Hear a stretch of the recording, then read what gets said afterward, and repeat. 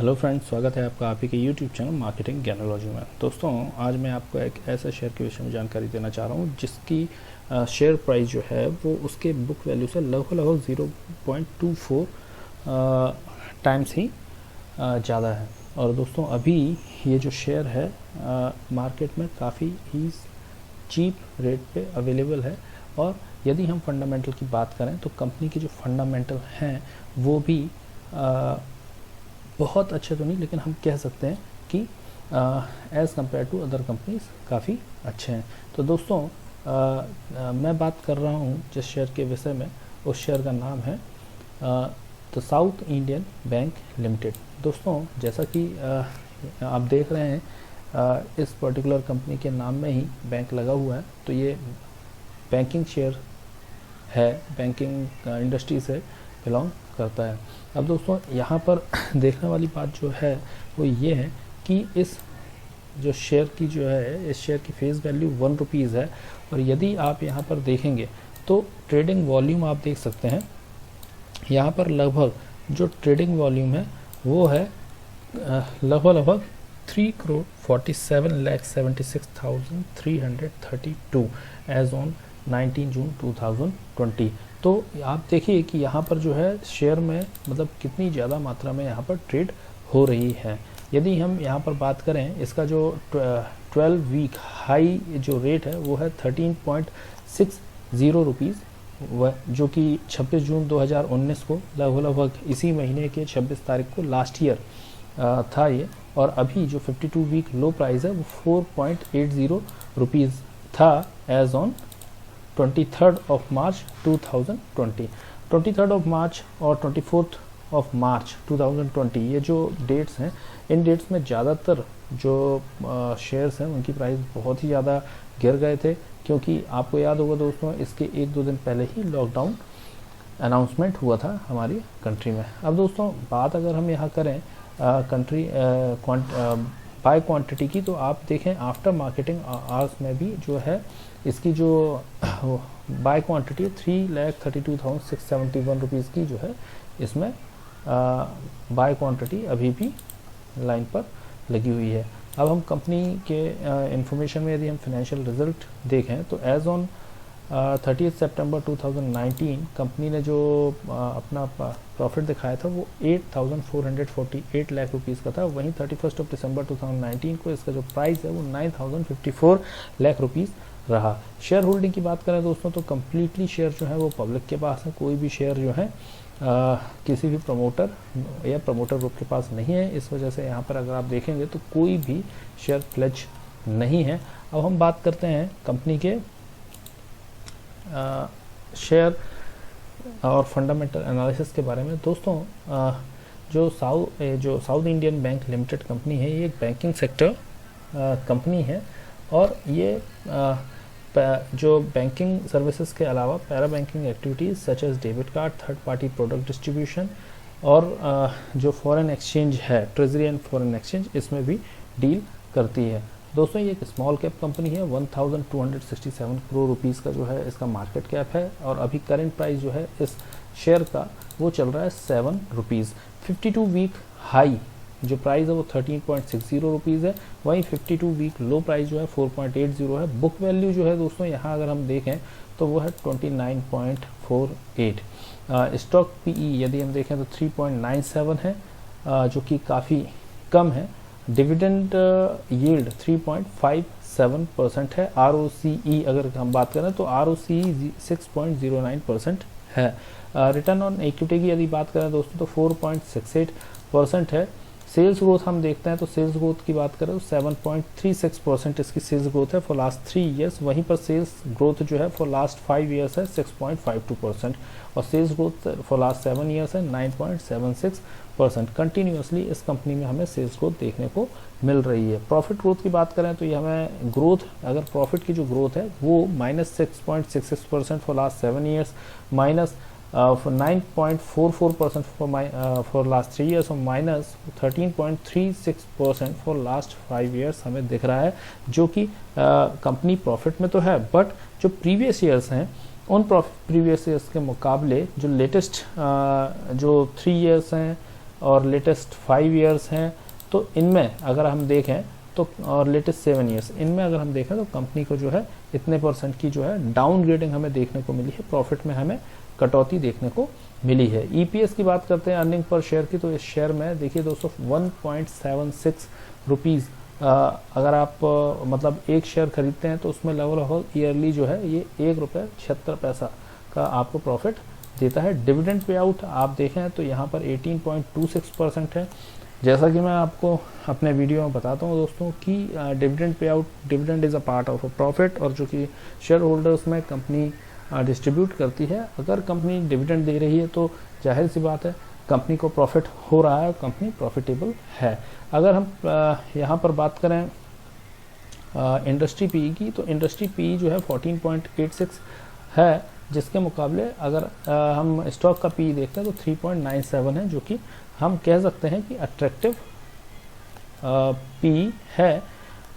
अब हम बात करते हैं दोस्तों इसके चार्ट पैटर्न की। चार्ट पैटर्न जहाँ तक हम देखें तो यहाँ पर देखिए कंपनी में काफ़ी उतार चढ़ाव देखने को मिले हैं। लॉन्ग टर्म में इस शेयर ने इन्वेस्टर्स को अच्छा मुनाफा दिया है, बट यहाँ पर जो है कंपनी में जितने ज़्यादा मात्रा में यहाँ पर जो मतलब अगर आप देखेंगे हाइक देखने को मिली है कंपनी के शेयर प्राइस में, उतना ही ज़्यादा यहाँ पर लो हमें देखने को मिल रहा है।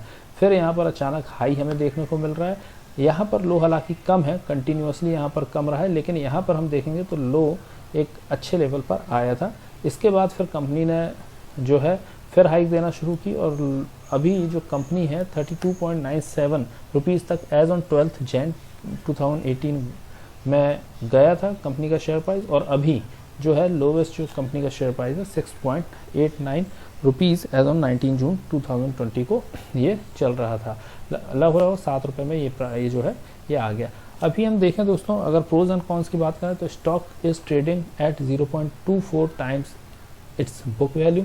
वहीं company has been maintaining a healthy dividend pay out of 19.42%।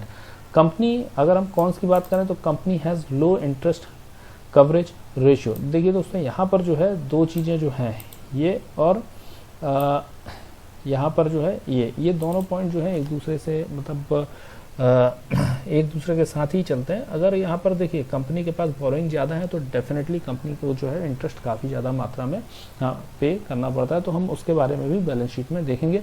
The company has dividend delivered a poor growth of 6.52% over past 5 years. Company profitable है, बट अगर हम देखें तो फॉर लास्ट 5 ईयर्स से ये जो कंपनी है 6.52% की जो है ग्रोथ दिखा रही है।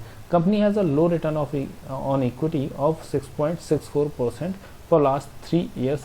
Contingent liabilities of ₹11,041.09 crore. Contingent liabilities भी कंपनी की बहुत ज़्यादा मात्रा में हमें यहाँ पर देखने को मिल रही है। ये एक बहुत बड़ा प्राइस है जो कि as a contingent liability company के ऊपर है। अब हम दोस्तों बात करें यहाँ पर क्वार्टरली रिजल्ट की, तो क्वार्टरली रिजल्ट यदि हम देखते हैं, हम बात करें जून 2019 की, तो यहाँ पर जो है 1000 रेवेन्यू जो आया है इसका 1895 करोड़ है। वहीं सितंबर में 1954 करोड़ रुपीज़ है, और दिसंबर 2019 में हमें 1967 करोड़ रुपीज़ देखने को मिल रही है। यहाँ पर देखिए दोस्तों कंटिन्यूसली एक सस्टेनेबिलिटी बनाकर रखी है कंपनी के रेवेन्यू में, और यहाँ पर जो कंपनी का रेवेन्यू है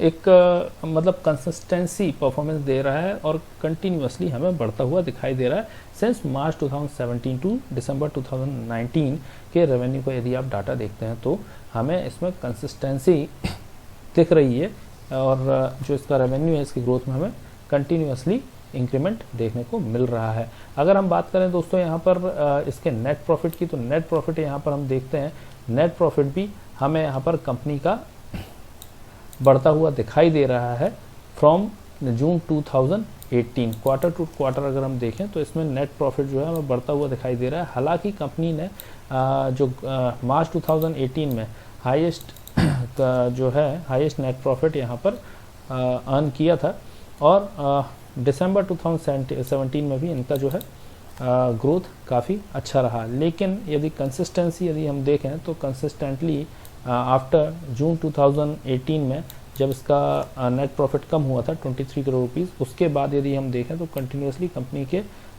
जो नेट प्रॉफिट में है वो हमें ग्रोथ देखने को मिल रही है।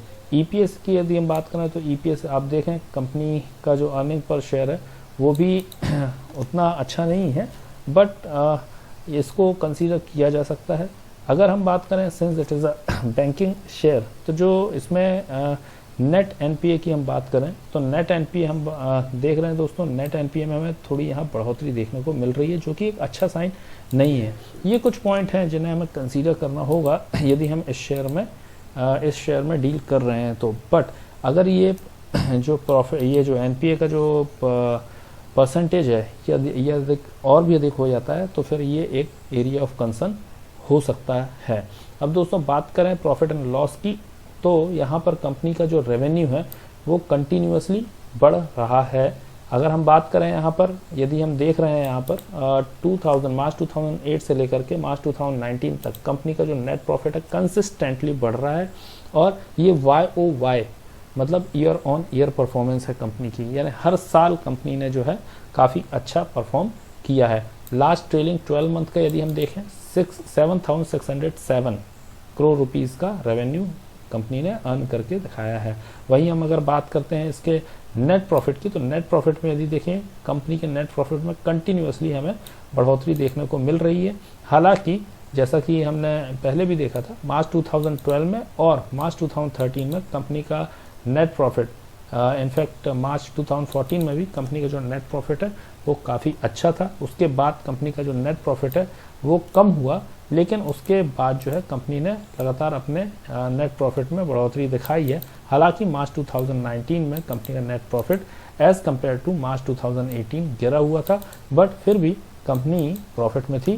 ट्रेलिंग 12 मंथ का जो नेट प्रॉफिट है वो भी कंपनी ने 319 करोड़ रुपीज़ दिखाया है। अब दोस्तों यहाँ हम बात करते हैं डिविडेंड पे आउट की, तो डिविडेंड कंपनी ने कंसिस्टेंटली दिया है अपने इन्वेस्टर्स को। तो यहाँ पर जो है कंपनी जो अपना प्रॉफिट है वो डिविडेंड के रूप में भी शेयर होल्डर से शेयर कर रही है। अगर हम देखें शेयर कैपिटल में, तो शेयर कैपिटल में यहाँ हमें डिल्यूजन देखने को मिल रहे हैं सिंस मार्च 2008 टू मार्च 2019।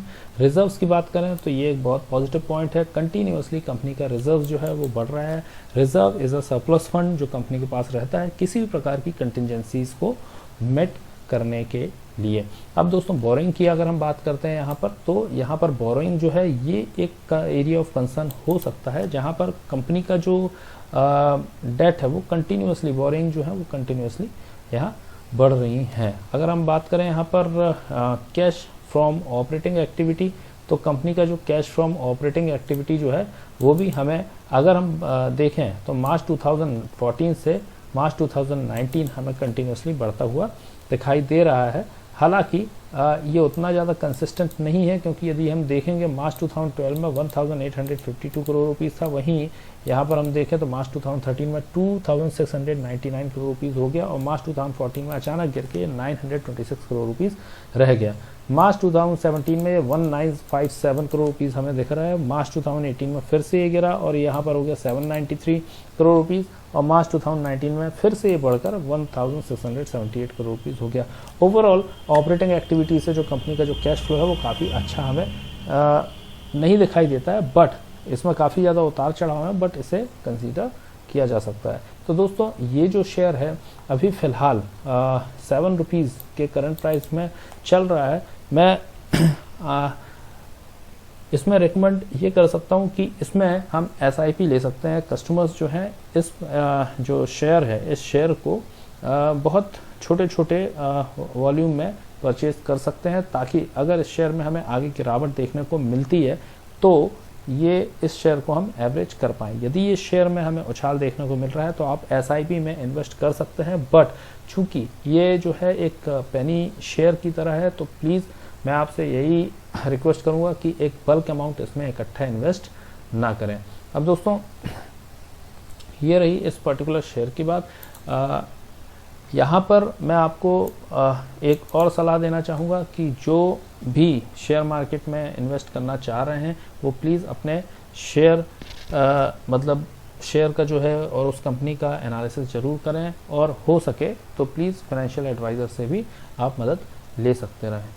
तो दोस्तों, ये रही इस पर्टिकुलर शेयर के विषय में जानकारी। दोस्तों, अगर आपको ये वीडियो पसंद आई हो तो please like, share and comment जरूर करें, और जिन्होंने अभी तक हमारे चैनल को सब्सक्राइब नहीं किया है तो प्लीज़ अभी सब्सक्राइब बटन को क्लिक करके हमारे मार्केटिंग ज्ञानोलॉजी के फैमिली का हिस्सा बने।